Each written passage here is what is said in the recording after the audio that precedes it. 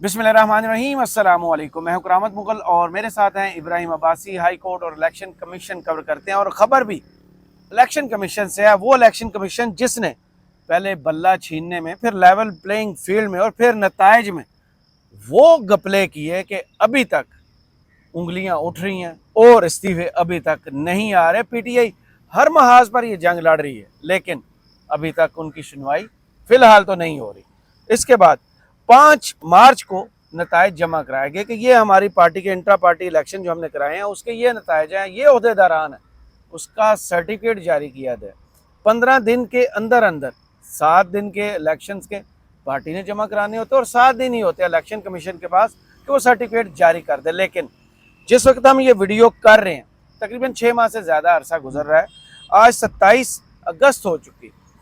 बार बार काज list में ये मामला आता रहा कि आज इंट्रा पार्टी इलेक्शन का नताइज जो है वो पीटीआई के हवाले कर दिया जाएगा, लेकिन वो इलेक्शन कमीशन जिसको गैरत के इतने जूते मारे गए लेकिन होश में नहीं आया। आज भी गई पीटीआई, लेकिन दाद रसी फिर नहीं हुई। लेकिन अच्छी बात यह है कि पीटीआई कोई भी महाज खाली नहीं छोड़ रही, कोई भी मोर्चा खाली नहीं है उनकी तरफ से।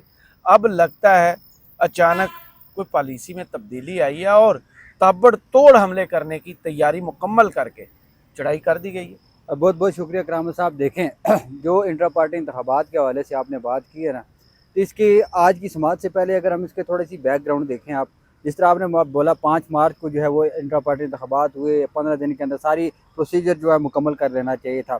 अब जो 15 दिन के अंदर अगर प्रोसीजर मुकम्मल नहीं किया जाता, इलेक्शन कमीशन ऑफ पाकिस्तान किसी पार्टी को अगर सर्टिफिकेट जारी नहीं करती तो उसके बाद जो है वो 15 दिन के अंदर ही कोई ना कोई एतराज़ जो है वो बता देती है, सवालनामा भेज देती है। लेकिन हैरानकुन तौर पर तकरीबन 1.5 माह के बाद जाके सवालनामा भेजा गया, एतराज़ात उठाए गए इलेक्शन कमीशन की जानिब से कि पाकिस्तान तहरीक इंसाफ का जो इंट्रा पार्टी इंतखाबात हैं वो दुरुस्त नहीं है।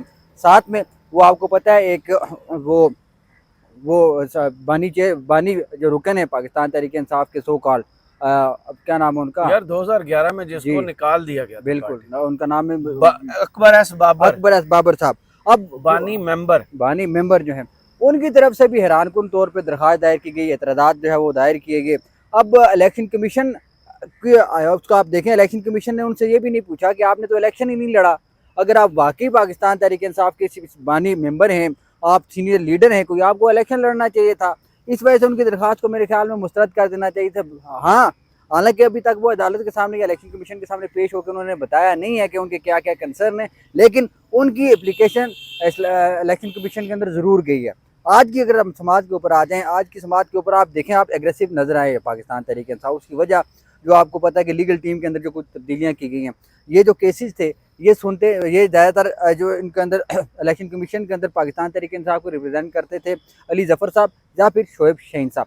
शोएब शहीन साहब जो है वो गुज़िश्ता समात के ऊपर पेश हुए, तो उनकी तरफ से कहा गया था कि मुझे क्योंकि नोटिस नहीं मिला, लिहाजा अदालत जो है या इलेक्शन कमीशन जो है वो दोबारा हमें नोटिस जारी करे, फिर हम जो है जवाब लेकर आ जाएंगे।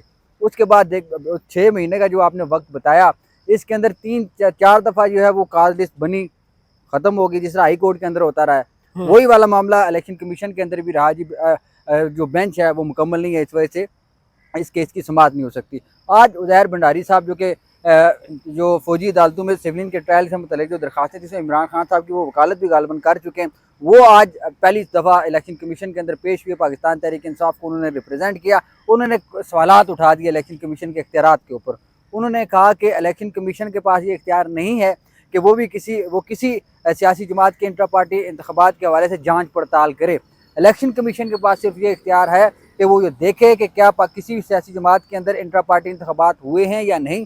और दूसरा उनकी तरफ से ये कहा गया कि मेरी ये राय है, इलेक्शन कमीशन के जो चंद सवालात ऐसे हैं जिनका जवाब सुप्रीम कोर्ट का तफसीली फैसला देगा, लिहाजा इलेक्शन कमीशन जो है वो इंतज़ार करे और सुप्रीम कोर्ट का जो तफसीली फैसला है मखसूस नशिस्तों के हवाले से उसको आने दे, उसके बाद जो है वो इस केस की समाअत करे। इसके ऊपर जो है वो इलेक्शन कमीशन ने फैसला महफूज कर लिया गया है। अब दूसरा, बैरिस्टर गौर भी वहाँ पे मौजूद थे। बैरिस्टर गौर की तरफ से ये कहा गया कि जिन 39 जो अरकान को आपने पाकिस्तान तहरीक इंसाफ का मेंबर या रुकन कौमी असम्बली कंसीडर किया है, उन्हीं को मैंने ही सर्टिफिकेट दिए थे जिनको आपने कंसीडर किया है। वहाँ पे मेंबर केपी के जो इलेक्शन कमीशन के उनकी तरफ से एक हैरानकुन तरीके से हैरानकुन एक किस्म का सवाल किया गया ऑब्जर्वेशन दी गई, उनकी तरफ से कहा गया वो तो सुप्रीम कोर्ट ने कहा है, उनके कहने पे हमने किया है। अब सुप्रीम कोर्ट में क्यों किया है, उसकी सुप्रीम कोर्ट की बुनियाद क्या बनी है? बैरिस्टर गौर के जो दस्तखत नॉमिनेशन पेपर फॉर्म 33 जो या फॉर्म 33 जो जमा करवाए गए थे इलेक्शन कमीशन के अंदर, वही बुनियाद बनी उनको पाकिस्तान तहरीक इंसाफ का रुकन साबित करने में। अब दोबारा जो डीजी लॉ थे उनकी तरफ से ये कहा गया कि हम सुप्रीम कोर्ट के अंदर हमारी दरख्वास्त गई है, वो हमें बताएंगे कि कौन सी जमात जो 41 उम्मीदवार हैं इनका क्या करना है। अब सुप्रीम कोर्ट के अंदर जो फैसला उनका दिया गया है, और दूसरी चीज़ हैरानकुन चीज़ आप एक और मैं आपको बताऊं, जो डीजी लॉ थे उन्होंने आज पता है क्या कहा जी? उन्होंने आज ये बात की है कि सुप्रीम कोर्ट ने ये नहीं कहा कि जो आज़ाद उम्मीदवार है वो पाकिस्तान तहरीक इंसाफ के अंदर ही जाएं, उन्होंने कहा ये फैसले में नहीं है, उन्होंने सिर्फ ये कहा है कि आज़ाद उम्मीदवार किसी भी जगह पर जा सकते हैं। अब दूसरी चीज़ उनकी तरफ से ये कहा गया कि हमने सुप्रीम कोर्ट से मामलत हासिल किया, वो हमें बताएं कि इन 41 उम्मीदवारों का क्या करना है। वहाँ पे बैरिस्टर साहब ने दोबारा ये बात बोली, मैंने जो दस्तखत किए थे उसको आपने उसी के बुनियाद पे इलेक्शन कमीशन और सुप्रीम कोर्ट ने एक्सेप्ट किया, लिहाजा अब इसको भी एक्सेप्ट किया जाए। उसने बाद में डीजी लॉ साहब की तरफ से कहा, एतराज़ उठाए गए कि ऐसा नहीं हो सकता। अलबत्ता जो इलेक्शन कमीशन ऑफ पाकिस्तान को जो पाकिस्तान तहरीक इंसाफ की जो दरख्वास्त थी या नहीं ज़ाहिर भंडारी साहब की तरफ से रिक्वेस्ट की गई थी कि इस मामले को जो आप ले जाएँ तफसीली फैसले के बाद तक, उसके लिए इलेक्शन कमीशन ने उनकी इस इस्तदा के ऊपर जो फैसला महफूज कर लिया है और केस की सुमात जो है 18 सितंबर तक जो है मुलतवी कितना मुख्तलिफ केस प्ली किया है भंडारी साहब ने, क्योंकि बैरिस्टर अली जफर को हटाया गया और इनको जिम्मेदारी दी गई है। जो इन पर एतमाद किया गया है वो एतमाद पर पूरा उतरते नजर आ रहे थे, बिल्कुल उतरते नजर आ रहे हैं। ये जिस तरह के जो आज एतराज़ात उठाए गए हैं इंट्रा पार्टी इंतखाबात के हवाले से, ख़ास तौर पर उनकी छानबीन के हवाले से जो आज एक पॉइंट उठाया गया है कि इलेक्शन कमीशन का इख्तियार नहीं है, ये अली जफर साहब की तरफ से नहीं उठाया गया। अली जफर साहब की तरफ से ये चीज़ें उठाई जा रही थी, अगर मैं गलत नहीं तो आपने खबर दी थी कि मुशावरत जो की गई थी वो इलेक्शन कमीशन के लॉ ऑफिसर से की गई। बिल्कुल ऐसे ही होता, लॉ विंग के साथ बैठ के उन्होंने सारी मीटिंग की थी, सारा साढ़े मर्ज दी दुआ तुसी दसो, बिल्कुल। और ये कहा तो लाया मर्ज है, वो सारी चीजें जिस तरह टिक करते हैं वो जी ये भी है, ये भी है, ये भी है, ये भी है, ये भी है, चेकलिस्ट थी सारी, लेकिन बाद में फिर भी बहुत सारी चीजें जो है वो कम हो गई। अब जो ज़ाहिर भंडारी साहब की अगर आप बात करें, जिस तरह मैं पहले कह रहा था, अली जफर साहब का ज़्यादा फोकस था कि इलेक्शन कमीशन किसी से इंतखाबी निशान किसी सियासी जमात से नहीं ले सकता। उन्होंने ये कंसीडरेशन ही उनके कंसीडर ही नहीं किया उन्होंने कि जो आज ज़ाहिर भंडारी साहब ने जो बात की कि जो इलेक्शन कमीशन कोई किसी का ऑडिट नहीं कर सकता इंट्रा पार्टी इंतखाबात का, उसका उसके पास इख्तियार नहीं है, जिसके ऊपर इलेक्शन कमीशन ने अब ये चीज़ भी उनके लिए एक नुक्ता बनेगा, क्योंकि फ़िलहाल तो उन्होंने ये चीज़ें डिसाइड की है करना है कि ये सुप्रीम कोर्ट के फैसले का इंतज़ार किया जाए या नहीं। 18 सितंबर को जिस वक्त दोबारा ये केस समाज के लिए मुकर्रर होगा, वहाँ पे ज़ाहिर भंडारी साहब यकीनन इस बात को जो इस बात के ऊपर फोकस करेंगे कि इलेक्शन कमीशन का ये इख्तियार नहीं है। दूसरी चीज़ है, इस्लामाबाद हाई कोर्ट के अंदर भी बहुत सारे पिटीशन इस तरह की मौजूद हैं कि इलेक्शन कमीशन के पास ये इख्तियार ही हासिल नहीं है कि वो किसी बंदे से या किसी आज़ाद उम्मीदवार से या किसी सियासी जमात से उसका इंतखाबी निशान छीन सके।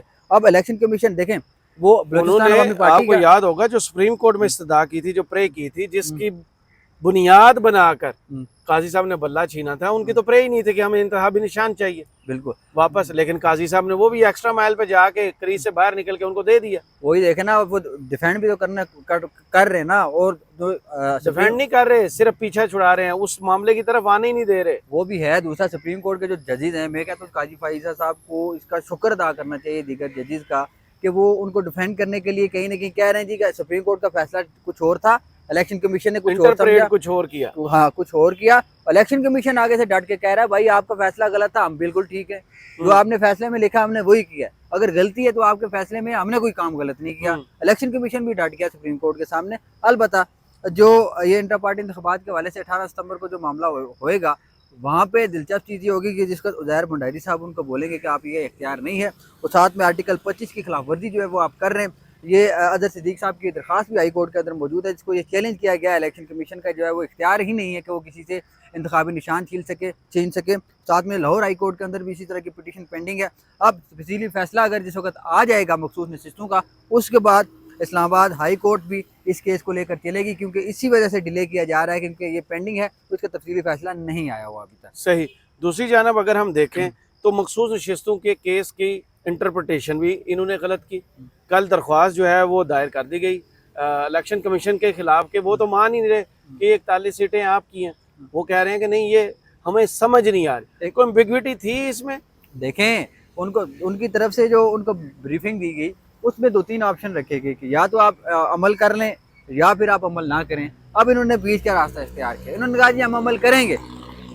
अमल उन्होंने पार्शली एक्सेप्टेड होती है ना कोई भी चीज, वो कर दिया, आधा तितर आधा बटेर। बिल्कुल ऐसे ही 39 उम्मीदवारों को जो है वो रुकन तस्वर कर लिया, बाकी जो दूसरे करने थे उनके लिए सुप्रीम कोर्ट में चले गए, मान भी लिया नहीं भी माना, सुप्रीम कोर्ट के ऊपर बैठे। अब क्योंकि सुप्रीम कोर्ट का ये जो दरख्वास्त इनकी तरफ से दोबारा दी गई है कि आप इसको देखें, हमारी मामलत करें, जो वो 8 जजी, वो जो तफसीली फैसला आएगा, तफसीली फैसले के अंदर सारी चीज़ें क्लियर हो जाएंगी, शायद वो गैर मौसर हो जाए वो दरख्वास्त। अच्छा होगा ऐसे ही, क्योंकि अगर 8 जजेज ने सारा मामला देखा है, अभी वो सारी चीज़ें देख रहे होंगे, उन्होंने जिसको सारा फैसला लिखना है, उन्होंने हर कोशिश करनी है कि हर वो चीज़ जो कहीं भी कंट्रडिक्शन हो सकती है या कहीं तजाद पाया जा सकता है उसको ख़त्म किया जा सके और क्लियरेंस एक बाकायदा दी जाए इलेक्शन कमीशन को भी, दूसरी सियासी जमातों को, ताकि अच्छा बेहतरीन किस्म का प्रेसिडेंट जो है वो सेट हो सके। और दूसरी चीज़, जिस तरह आपने बात की, आपको एक मिसाल दूँ, अवामी नेशनल पार्टी बलूचिस्तान की जो जमात है, उनके इंटर पार्टी इंतखाबात नहीं हुए थे, वहाँ पे उनको उनके अवामी नेशनल पार्टी तो केपी किया, वो मेरे में बलोचिस्तान अवामी पार्टी, बलोचिस्तान अवामी नेशनल पार्टी थी या बलोचिस्तान अवामी पार्टी जो भी थी, जिनको बगैर मांगे नहीं पार्टी कराए बगैर एएनपी वो लालटेन वाले, जी जी लालटेन वाले, उनकी जो दरख्वास्त थी वो ये थी, उनको इलेक्शन कमीशन ने उनके ऊपर एतराज़ उठाया हुआ था कि आपने इंटर पार्टी इंतखाबात नहीं करवाए। अब उनको उनके आइन के अंदर 6 महीने की जो वक्त था वो भी था, लेकिन 6 महीने का वक्त गुजर गया था। वहाँ पे ये जब बला छीना था उसी दौरान केस की मसमात में उधर मौजूद था, वहाँ पे इलेक्शन कमीशन ने उनको जुर्माना किया था कि आप अपना जुर्माना दे दें। वहाँ पे अली जफर साहब ने कहा कि आप हमें जुर्माना ज़रूर करें, आपके पास इख्तियारी जुर्माना करने का, लेकिन आप किसी जमात से उसका इंतखाब निशान इस वजह से नहीं छीन सकते क्योंकि वो पार्टी का नहीं है बल्कि उसके वोटर का निशान होता है। सही, वहाँ पे जो है उन्होंने इनकार कर दिया, ऐसी बात नहीं है। अलबत्ता जो एक जो है वो मेंबर से पंजाब की तरफ से गालिबन जो है वो एक ऑर्डर जारी किया गया था जिसमें कहा गया था कि ये मखसूस नशिस्तें खाली रहनी चाहिए, इख्तलाफ किया था तमाम इलेक्शन कमीशन के मेम्बरान से। लेकिन अब सुप्रीम कोर्ट ने फैसला देना है, सुप्रीम कोर्ट का अगर फैसला आ जाता है फिर तो बहुत सारी चीज़ें क्लियर हो जाएंगी। शायद मुमकिन है कि जो इलेक्शन कमीशन के अंदर ये इलेक्शन कमीशन वाला मामला है इंट्रा पार्टी इंतखाबात वाला, वो ऑटोमेटिकली ख़त्म हो जाए। और दूसरी चीज़ ये है कि इलेक्शन कमीशन का हाल ये है कि जो उमर अयूब साहब की तरफ से तनकीद की जाती रही कि आपने धांधली की है, आप हमें नशिस्तें नहीं दे रहे, इस हवाले से कल ज़राए ने हमें बताया कि इलेक्शन कमीशन ये सोच रहा है इनके खिलाफ तौहीन अदालत की कार्रवाई है, तौहीन इलेक्शन की कार्रवाई का। हाँ, ये भी नया फार्मूला उन्होंने लगाया, तौहीन इलेक्शन जिन्होंने 3 करोड़ पाकिस्तानियों के वोट की तौहीन किया है, वो अब तौहीन इलेक्शन कमीशन के मामला लेकर चल रहे हैं।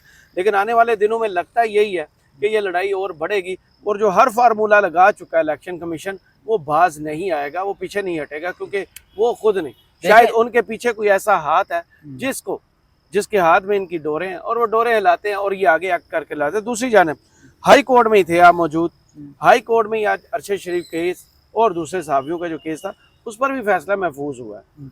क्या उम्मीद की जा रही है कि अहमद मीर साहब की इस पटिशन पर इंसाफ की जानिब को एक कदम भी उठाएगी कोर्ट? देखें, ये बड़ा अजीब सा मामला, उसकी वजह ये है क्योंकि आपने जो कीनिया के साथ मायदा करना है लीगल असिस्टेंस का, तो वो अभी तक नहीं किया गया। पहले अटॉर्नी जनरल वहाँ की कोर्ट का जो फैसला हो चुका है वो तो हुआ है, लेकिन यहाँ से जो MOU जो साइन होगा उसके जरिए आप कानूनी तौर पर दोनों ममालिक एक दूसरे के साथ मुआहदे वगैरह कर सकेंगे।